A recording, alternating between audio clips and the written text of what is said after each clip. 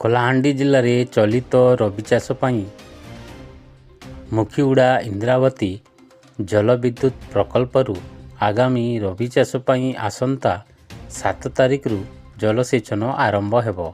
ଏଥର ଜିଲ୍ଲାରେ ମୋଟ 53,374 ହେକ୍ଟର ଜମିରେ ଜଳସେଚନର ଲକ୍ଷ୍ୟ ରଖାଯାଇଛି।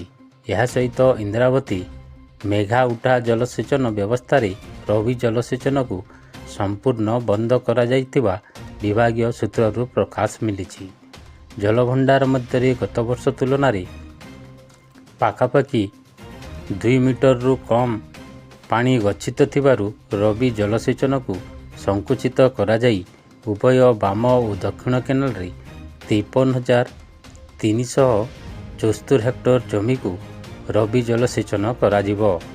ତନ୍ମଧ୍ୟରୁ ଜୟପଟଣା ବ୍ଲକ 56ଟି ଗ୍ରାମର 13,785.34 ହେକ୍ଟର, କଲମପୁର ବ୍ଲକ 48ଟି ଗ୍ରାମର 8,844.21, ଜୁନାଗଡ଼ ବ୍ଲକ 136 ଗ୍ରାମର 21,728.45, କୋକସରା ବ୍ଲକ 10ଟି ଗ୍ରାମର 2,110.62 ହେକ୍ଟର ଓ ଧର୍ମଗଡ଼ ବ୍ଲକର 46ଟି ଗ୍ରାମର 6,905.87 ହେକ୍ଟର ଜମିରେ ଜଳସେଚନର ଲକ୍ଷ୍ୟ ରଖାଯାଇଥିବା ଇନ୍ଦ୍ରାବତୀ ମୁଖ୍ୟ ନିର୍ମାଣ ଯନ୍ତ୍ରୀ ଜଗନ୍ନାଥ ପାଣି ପ୍ରକାଶ କରିଛନ୍ତି।